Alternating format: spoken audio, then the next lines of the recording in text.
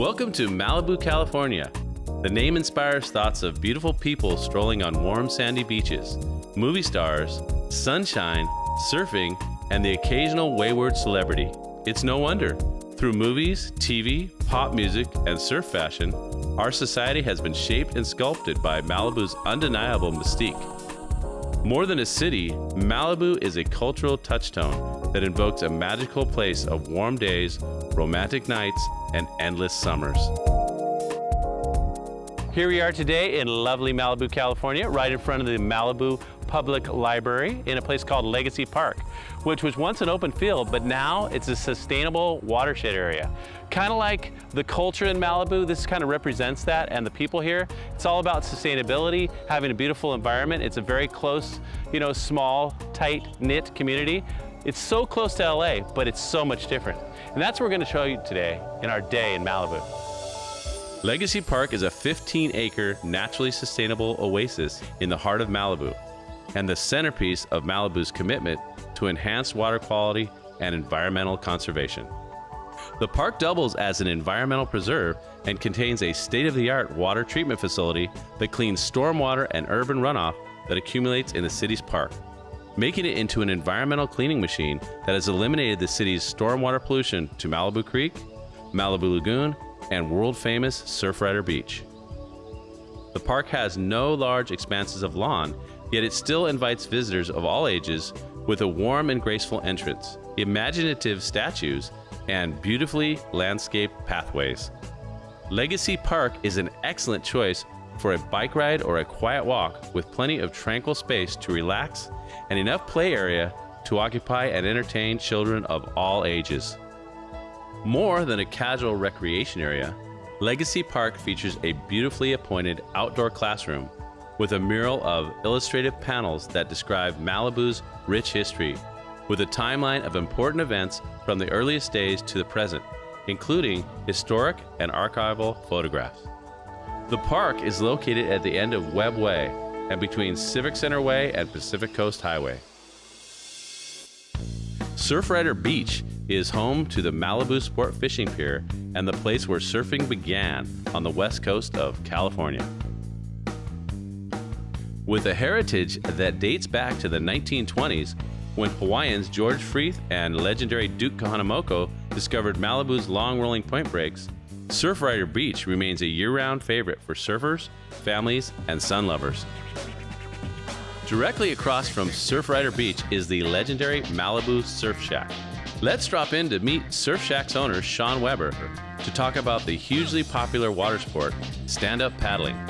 We're right directly across from the world-famous Surfrider Beach, which everybody's more than familiar with. Yeah. An iconic place from everything that got started from surfing to the movies to all sorts of different things that have happened around here. Big Wednesday and all that kind of stuff up here in Malibu. So iconic. Everybody kind of knows it. So, so what we do here, we offer a full line of different things. Over the years, we started to get into kayaking in the 90s, and now the new craze is the stand-up paddleboard. So over the last few years, it's gotten really super popular. So we're one of the first to get into it. Tell me a little bit about how a person gets started with the stand-up paddleboard. So for that person that's more of a intermediate to pro, you can start off on something like this up on top. That's primarily just for the surf zone. So it's not really for paddling that you're gonna go out and paddle that around and so forth. If you're a beginner, what you want to do is you want something nice and stable and bigger in the beginning. Now that's not necessarily what you want to purchase when you get into a board, because after you get out there, you start to get your water wings on, and then now you're going to be like, well, I'm kind of getting the hang of this. Right. You can typically drop down in a board. Now what about the paddle? Well, let me go through some of those paddles. I have these over here that you put out. Yeah, absolutely. Types, I guess. Well, there's many different varieties and different manufacturers of paddles out there. Yeah. Some of your basics are going to be your aluminum paddle, which is a little bit heavier, and then you're going to also have a carbon paddle. We always have something for everybody, from the very beginner to the surfer to the big guy to the small little kids. So we have a little bit of everything. That's awesome. Yeah. And you know what? It's good to learn about it a little bit before you make the big investment. Absolutely, absolutely. Thanks to Sean Weber and his family for inviting us into their shop, and for a wealth of information and advice. Located just north of Los Angeles, Malibu is 21 miles of beautiful beaches, a warren of lush hillside canyons, a haven for the rich and famous, and a world-renowned model for environmental preservation.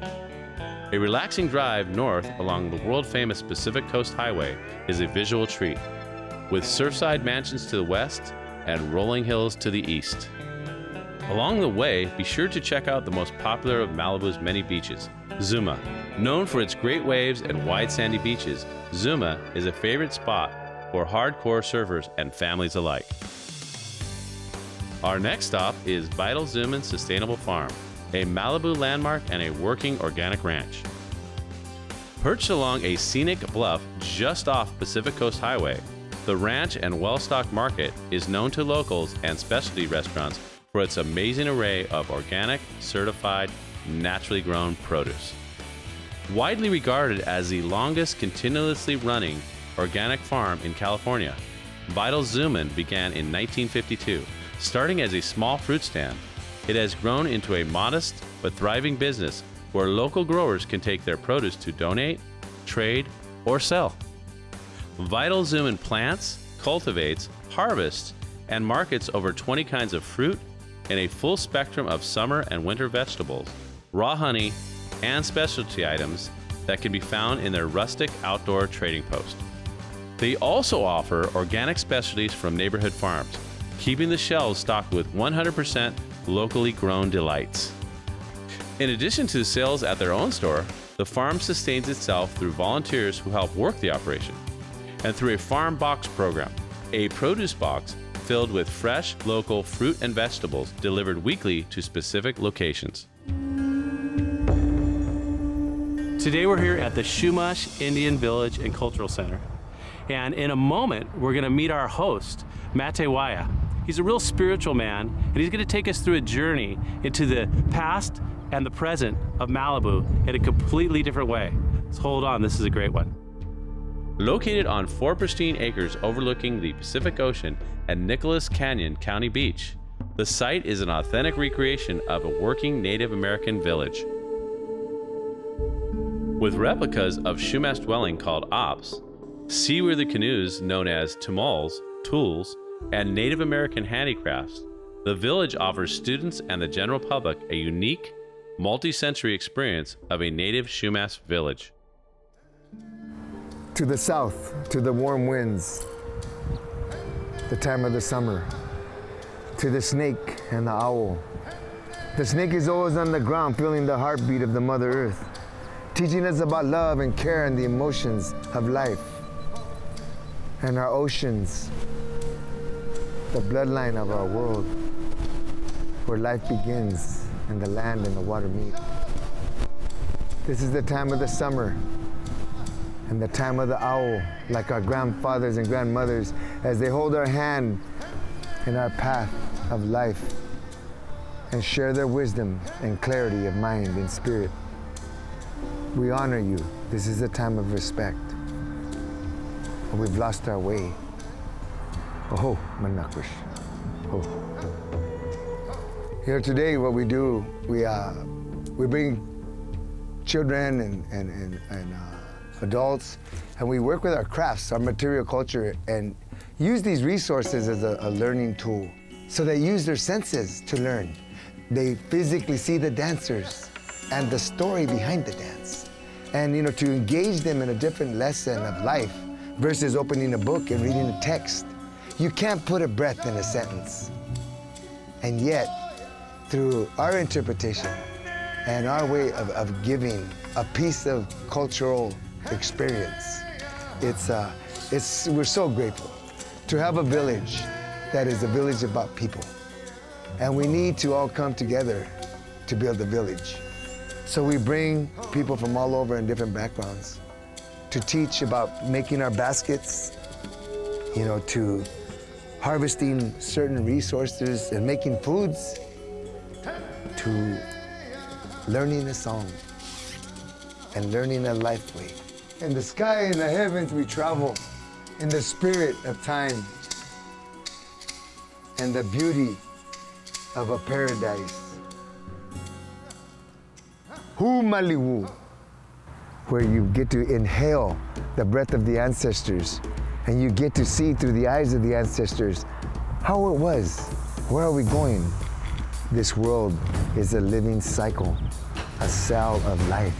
an embryo of time in this universe. Ooh, Malibu.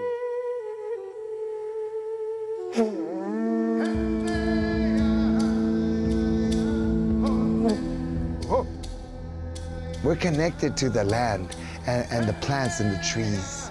We're connected to the elements. And you know, to provide them a story about the grandmother moon or about all these different ways that we engage in our relationship, connection and balance to life.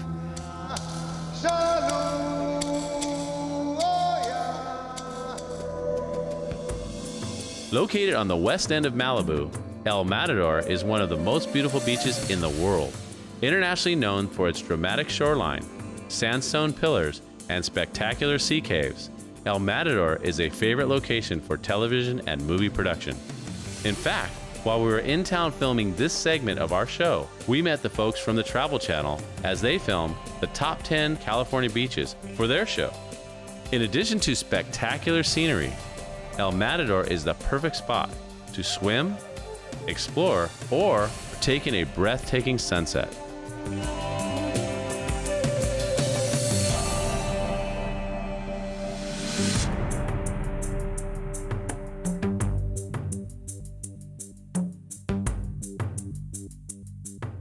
We had an incredible time here. We got to learn a lot about the origins of Malibu, sustainable farming, paddleboarding, and so much more. And we're glad you could join us on our day in Malibu. And until next time, just remember to enjoy.